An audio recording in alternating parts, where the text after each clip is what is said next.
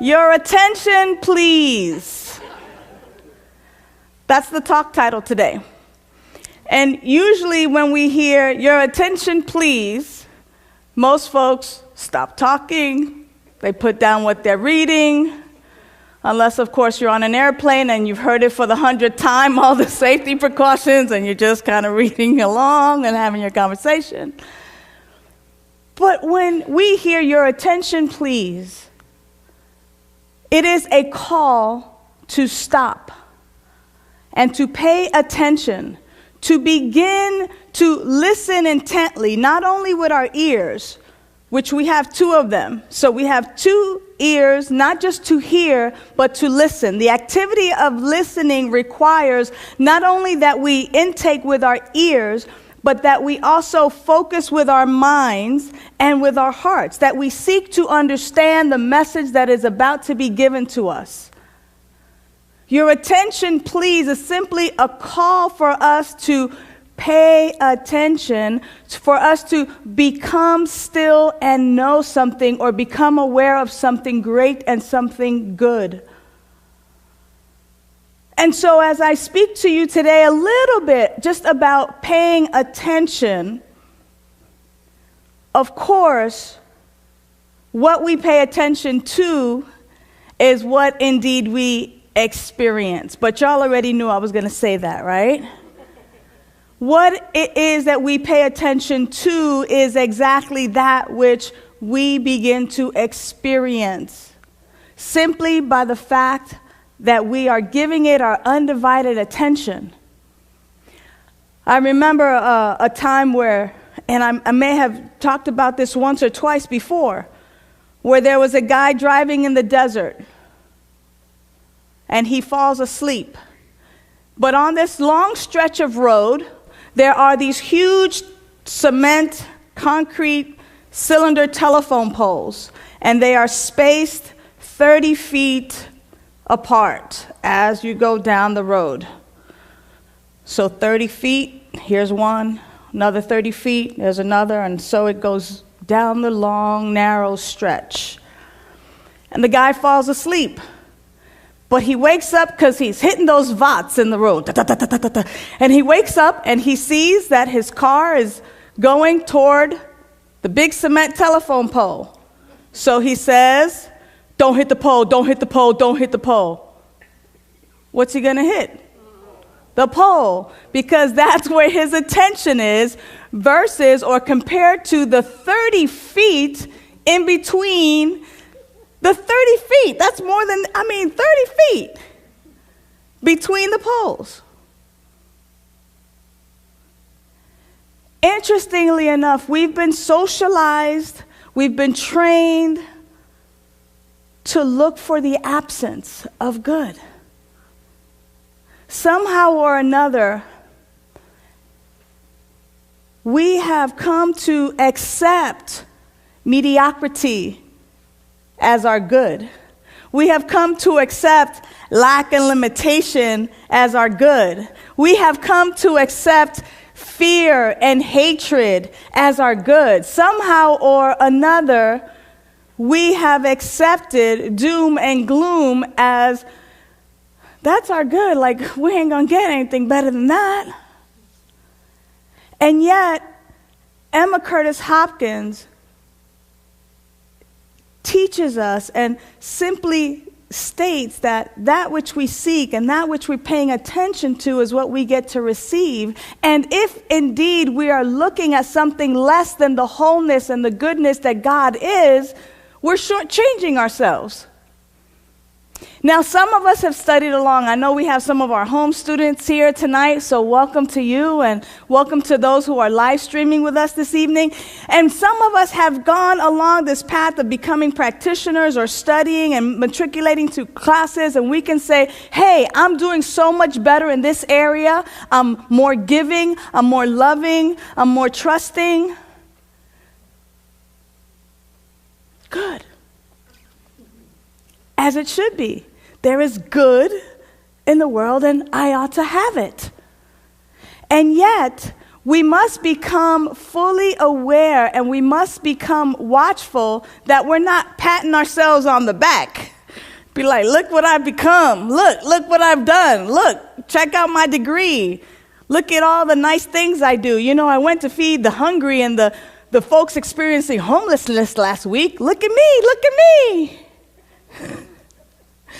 We must become fully aware and be cautious not to boast ourselves up to such a place to where people will then begin to look at us and go, well, she's doing great in that area, but in that area over there, not so much. Because, of course, in every area of our lives, there's room for growth and unfoldment. And yes, there's room for praise and room for congratulatory hugs and places where we can say, yes, I've come a long way in this area. And it feels good because good is ours already. It's already what's ours. Why would I expect something other than what is already mine? It just doesn't make sense. But we want to be aware that we're not becoming boastful about those areas in our lives that we're doing so great at, that we're casting a shadow upon those places where we get to still grow and unfold and flourish and flower and shine. That there's many areas in our lives where we get to really know our health and wholeness, our oneness. That we get to know that that which is true of God, that which is true of good, is true about us. You know, this week in going over, how many folks are having fun with Emma Curtis Hopkins in our book? Yeah, I can see by the raise of hands. Wow. What's been interesting about this particular week is this idea of denial, and she talks about the 5 denials, and she talks a little bit about coming to this place of knowing that, she says, evil is negation. Evil is negation. So when we see evil, what we're seeing is nothing, or actually what we're seeing is the lack of good. So when we continue to see doom and gloom, what we're actually affirming is that we lack seeing the wholeness that God is. When we see and experience sickness, what's happening really is that we are recognizing the lack in ourselves of knowing our wholeness and oneness with God. And what she's asking us to do is to look at things and actually deny them. And this denial process is pretty much the opposites of affirming the truth. So when she says there is no evil, really what she's saying I'll translate, right? For Science of Mind folks. When she says there is no evil, really what she's saying is everything is God. Right? When she says there is no matter, no physical matter, really what she's saying is everything is spirit. Everything is spirit, and the way spirit projects itself, the way spirit outpictures itself, but it's all spirit. That there is no matter. She says there's no absence of life, substance, or intelligence in omnipresent God. So really all she's saying is God is life, God is substance, God is intelligence, God is omnipresent. There is no sickness or death. There's only eternal life. And so, depending upon which way we look at it, so I'm holding up a book. We can all say I'm holding up a book. And yet, the way I see the book and what I see about this book is a totally different perspective than what you see. But we're looking at a book. It's the same book. And you and I can begin to engage, if we choose to, in a dialogue or a discussion or a heated discussion as to who's right with what is being seen. But the truth is that we're talking about the same book. We just have a different perspective upon it. It reminds me of our vision, our global heart vision, where we see a world that is free from hunger. Someone could say, oh, free from hunger, or where there's no sickness, or no this, or no that. And other folks can go, oh, I see a world where people are fed. I see a world where people are whole. Your attention, please. So we're really looking at what are the things that we are paying attention to. Now, I know Ernest Holmes talks a lot about staying in the absolute, staying in the positive, staying in what is, and affirming the truth so that that's what we focus on. Because even to say that there is no this or no that is almost to affirm that there is. However, what Emma is actually doing is she's taking us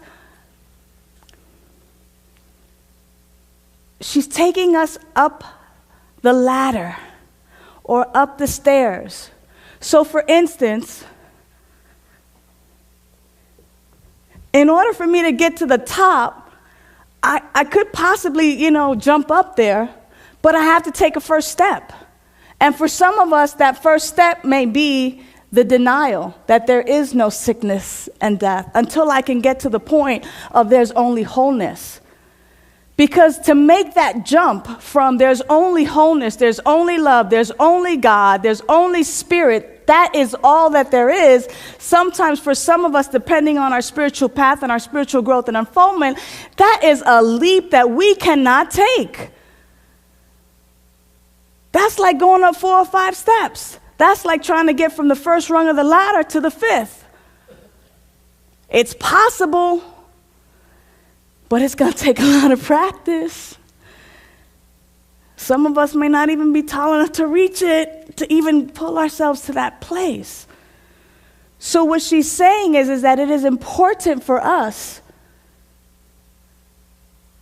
to really go through that process, to really understand the nature of good, the nature of God.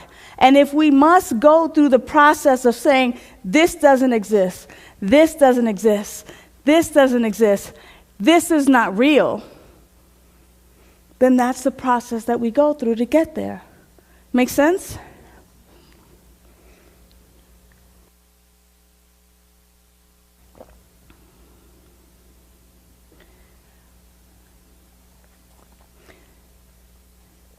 Last week, we talked about the lies that act as a law in our lives.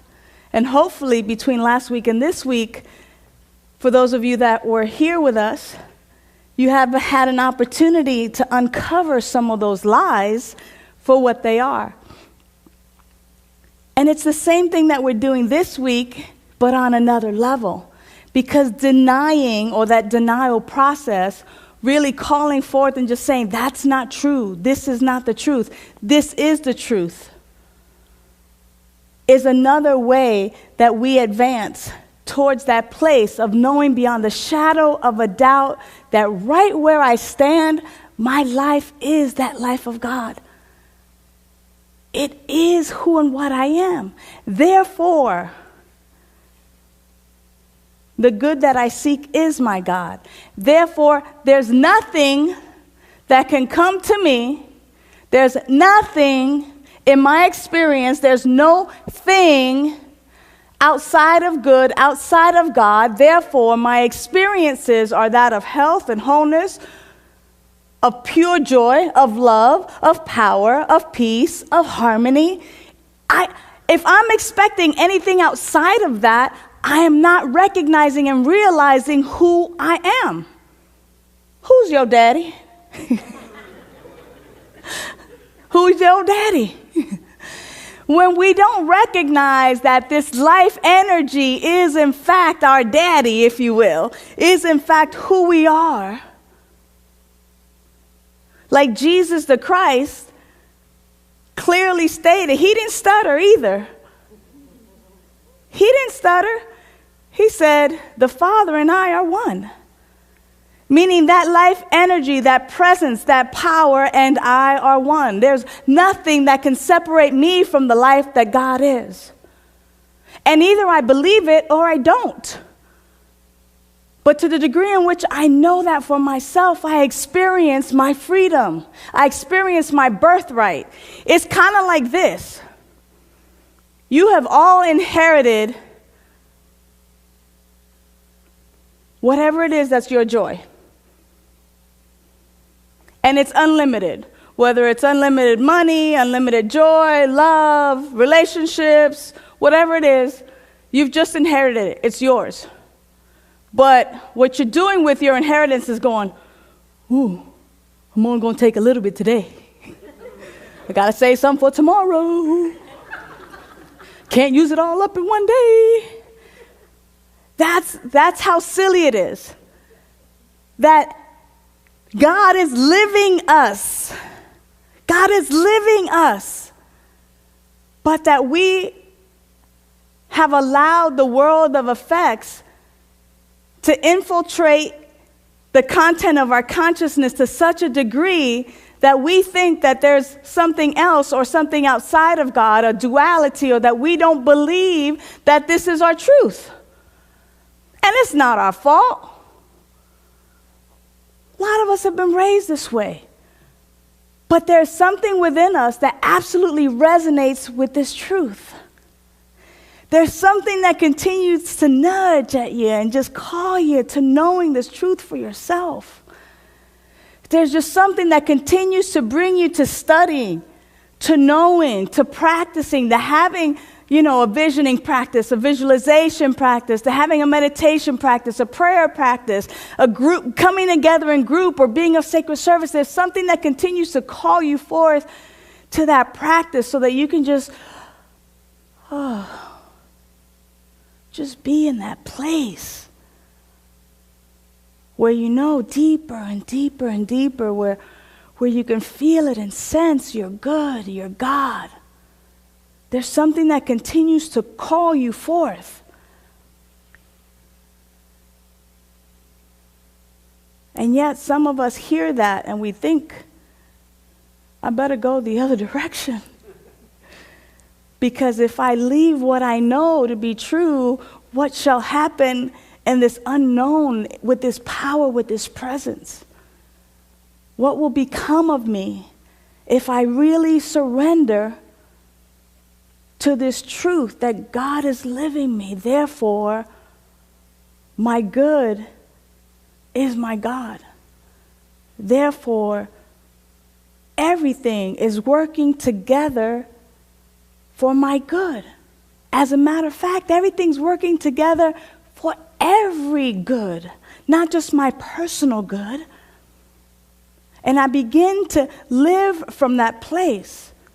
I begin to pay attention to how I wake up in the morning instead of saying, "Oh, good God, it's morning." I'm like, "Good morning, great God.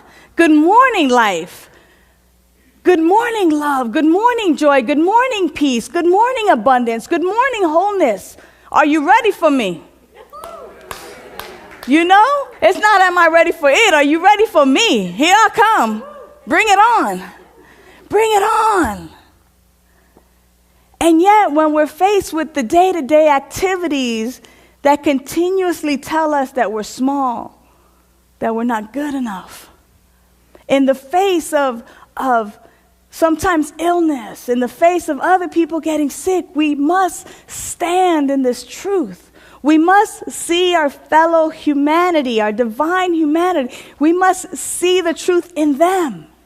It takes practice, y'all. It needs your attention. And what I hear is that sometimes we're too broke to pay attention. Meaning that sometimes we feel so broken because our focus is on the absence of good.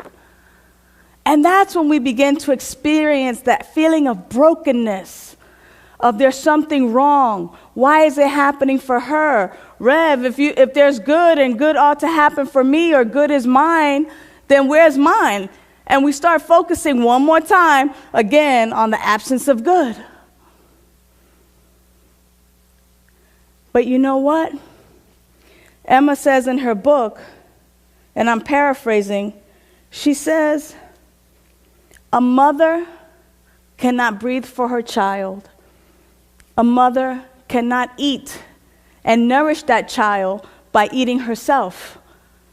Meaning the food that I take in, the air that I take in, cannot benefit my child. Because my child must eat and breathe on its own. It must take that in. And so our community must breathe. It must intake the truth. It must nourish and nurture itself with the truth so that we are healthy as a community, so that we continue to grow and unfold to the beautiful flowers in which we are, to the great big rugged trees, if you're a dude and that's important to you. You know, the big great rugged trees, you can grow to be that.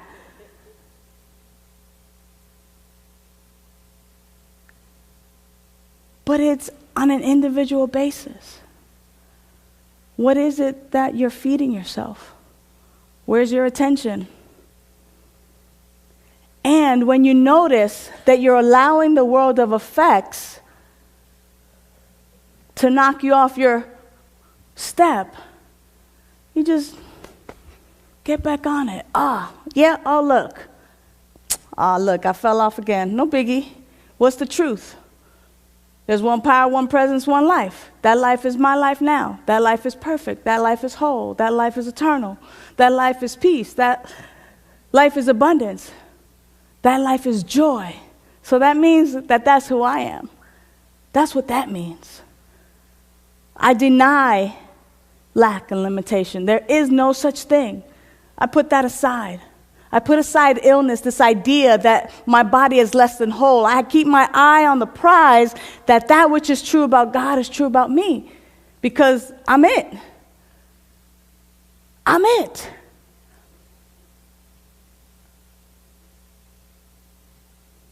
And the more and more I continue with those life-affirming thoughts, with those life-affirming statements and mantras, the more that I continue having life-affirming conversations and hanging out with people who are life-affirming, then the more that becomes my natural way of being. And it's not that it becomes my natural way of being. This is the revealing experience. So really what happens is I'm simply revealing my natural state of being. The other stuff is artificial. The other stuff is a lie. So as we shed the lies, as we deny that stuff that is no longer true, really what's happening is we're opening up and we're allowing our natural state to reveal itself, to reveal its glory, to reveal its beauty, to reveal its love, to reveal its power, its wholeness, its eternality. We're simply allowing life to reveal itself in, through, and as us. Make sense? Yeah. So let's take that into our quiet time. Let's take that idea into our meditation time. So the invitation is to clear your laps. And I'll read just from today's lesson so that we can take that into our meditation.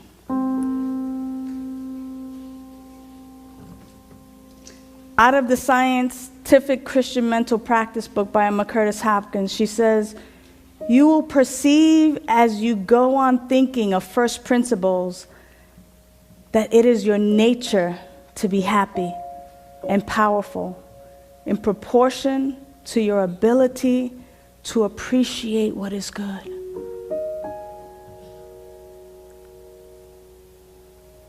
In the beginning, God created, and it was good. There was light, and it was good. There was the ocean, and it was good. There were the animals. The the birds of the heavens and the crawling creatures of the land, and it was good. It was good. So our attention is on good. So today my attention is on all the good around me. I am aware of God's presence in all things. I abide in this awareness of goodness. So however we use our time in this moment, let us recognize the good of our life. Could be as simple as someone holding a door open for us, or a smile, or an embrace, or anything. Let's name it good. Let's review our day. Let's simply see all the good, all the God that is in our life, so that we might continue to pay attention to that Godness, that goodness that is within.